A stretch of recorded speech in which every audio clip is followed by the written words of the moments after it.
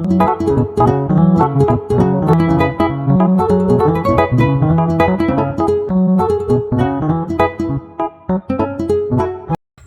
2 na ng hapon pero wala pa rin akong nagagawa. Ay mamayang 4 PM kailangan ko nang mag-live selling. May 2 oras na lang tayo. Matagal na yung account ko dito sa YouTube. Pero yung last na upload ko na video is 2 years ago pa.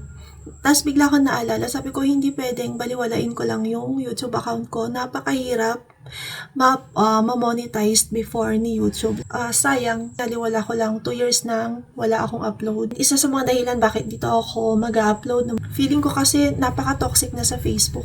So welcome sa aking channel. Subukan nating i-upload yung mga araw sa buhay natin. Sa mga katulad ko na nasa 30s na, pero parang feeling nila nagsisimula pa lang sila sa buhay, okay lang yan. Sasamahin niyo ako yung everyday vlog natin. Alas 2 na wala pa ako nagagawa. Kailangan ko nang mag-live selling ng 4 PM. So, umpisahan na siguro natin sa paglilinis ng bahay. Pakita ko lang sa inyo yung kwarto. Ayan siya. Gusto ko malinis yung table ko dyan. Itong table na to, dyan ako nagsushoot ng mga videos ko na kailangan kong i-post. Maayos naman siya pero nagkalat talaga yung mga gamit natin. Dito ako kumakain sa kwarto kasi hindi pa maayos yung kusina natin. Kailangan nating ayusin. And yes, my favorite YouTuber, si Michelle Choi. Kailangan nating linisan yan, yung table. Tapos itong higaan para mamaya, after natin magtrabaho mamaya guys, diretso na lang tayong tulog. Wala na tayong lilikpitin. Ready na yung higaan sa atin.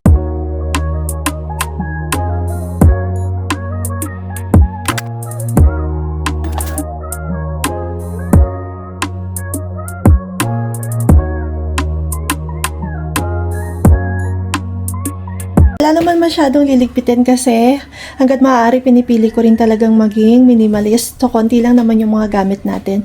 Ito, bigay ito ng kaibigan ko. Galing out of the country sila, bakasyon. So, ayan yung pasalubong niya. Tas kape. Tas ito. Actually, ito, candy yan. Mga candies. Pero hindi kasi ako nagki-candy. So, bibigay ko na lang siguro yan sa pinsan ko pagdating niya. Ayan, malinis na yung table. At another kailangan gawan ng video, ganun din. Ito. Ayan yung mga plinano kong gawin ngayong araw, pero hindi ko natapos kasi mas inuna ko yung emosyon ko.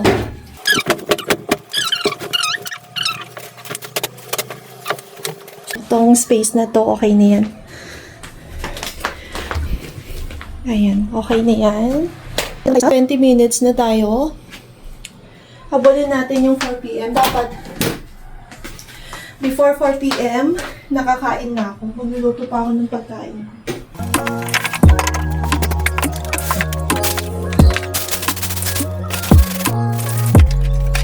Okay na yan. Tamang ligpit lang. So, konting walis lang. Ayan, malinis na. Okay na yung higaan natin. Okay na yung table. Okay na rin dito sa may workspace natin. So, ayan. Malinis na. Ito yung kagandahan kapag wala ka masyadong gamit. Kung wala lang tong lamesa na to, kung saan ako nagtatrabaho, yan lang yung laman ng kwarto ko. Pero yung cabinet ko kasi nandito sa kusina. Mas makikita nyo yung disaster dito sa kusina. Mas marami talaga akong kailangang linisin dito. Charan! Ayan yung kailangan nating linisan. So, ito yung kape na bigay ng kaibigan ko. Sobrang, hindi ko alam baka pang 2 buwan ko na to. Lahat yung mga hugasan natin. Kailangan ko lang hugasan yung mga yan. Tapos, ayan, punas lang.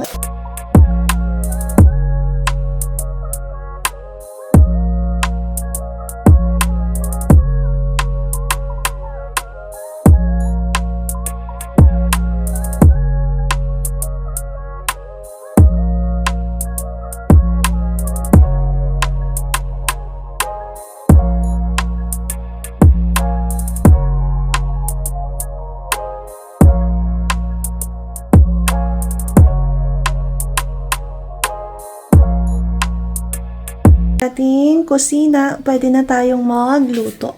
Nilalagay ko muna dyan bago ko ipasok doon para kahit papano hindi siya basang-basa. At dahil nga nagsisimula pa lang tayo sa buhay, DIY na muna. Diba?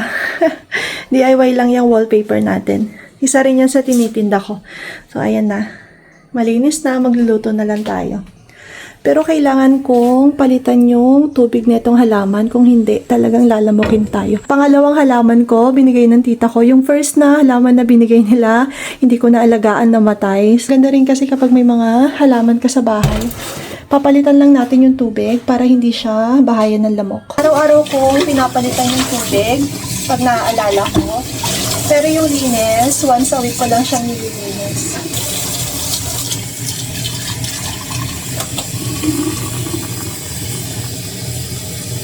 Ayan, napalitan na natin siya. Once a week ko lang tong linisan. Once a week lang talaga ako maglinis ng bahay every Monday. Sabay-sabay na yung laundry, linis, tapos Tuesday pahinga ko talaga. And then after that, the rest, trabaho na talaga. Kung anong makain sa ref. Alam ko meron pa tayo ditong, ayan, repolyo, tapos igigisa na lang natin yung repolyo sa ground beef. Hindi talaga ako bumibili ng bigas kasi hanggat maaari gusto kong iwasan yung kanin. Bawang lang yung meron. Pwede na siguro to. Parang nilaga na lang na may bawang. Yan lang yung meron tayo. So, yan lang ang lutuin natin. Meron tayong bawang. Mag-aalas 3 na guys. So, sakto-sakto magluluto lang ako. Tapos kakain na. Trabaho na. Ngayong hapon na rin ako maliligo after kong mag-trabaho. Kayo guys, anong oras ang ligo nyo? Umaga or gabi? Tapos na ba ng trabaho or before kayo magtrabaho? So, naman na natin. Ilalagay ko na to lahat kasi wala nga tayong kanin. Hindi yung nilaga cut. Diba pag nilaga kasi, parang dalawang cut lang. Ayan. So, gawin lang natin siya. Isa, dalawa. Ayan. Ganyan kalalaki. Talaga.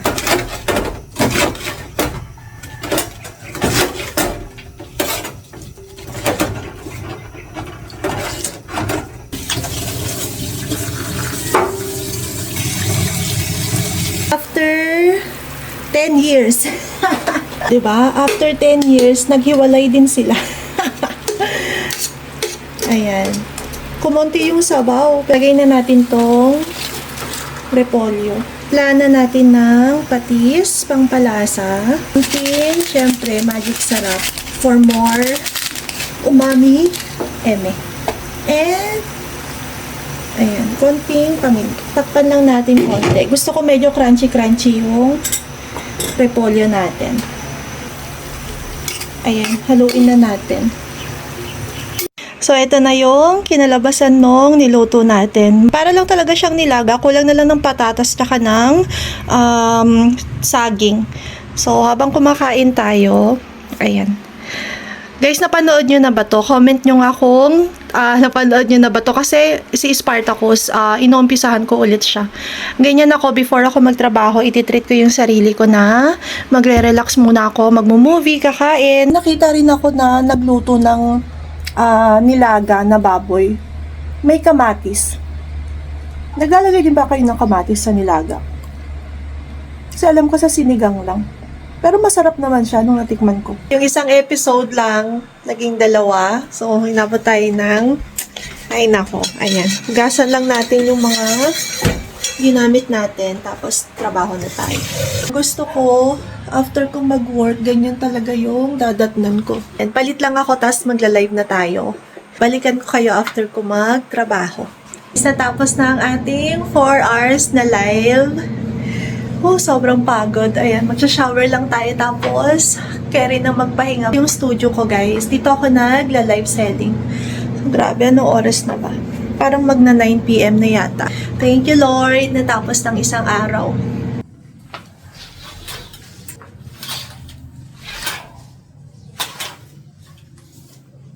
Guys, nailabas ko tuloy yung kulambo natin kasi sobrang daming lamok ngayon. Maraming lamok ngayon kasi napapaligiran tayo sa labas ng bahay ng mga puno ng kawayan. Ayan, hindi kaya ng electric fan ang lamok. So, gagamit tayo ng kulambo. Pero inom muna ako ng tubig para ako natuyuan ng lalamunan sa 4 hours na live natin. Ayan, magkukulambo tayo for tonight. So, after natin mag-live, ang ginagawa ko is tatanggal ako ng makeup. Although light lang naman yung makeup natin. Alam niyo bang masaya ako mag-start ng bago kong vlog dito sa YouTube dahil nga sa sinasabi ko kanina na feeling ko sa Facebook talaga ang toxic na doon. Alam namang merong mga, meron talagang ganong tao kahit dito sa YouTube. Pero parang mas kampante lang talaga ako dito sa YouTube. Parang feeling ko kasi, 'di ba, lahat tayo dito nag-start, dito nanood. Kampante akong simulan yung pagwa-vlog ko dito. Kahit alam naman natin na talagang mas malaki ang kitaan sa Facebook. Sana suportahan niyo ako. Kung interesado kayo, kung katulad ko kayo na pinagdadaanan ngayon sa buhay, and feeling ko ngayon pa lang ako nagsisimula ng buhay ko, okay lang yan. Wala tayong hinahabol. Enjoy mo lang yung buhay. Actually, naniniwala ako na bilog ang mundo, hindi iisa ang araw. Hinahanda ka talaga ni Lord, kaya hindi pa niya binibigay kasi nire-ready ka niya.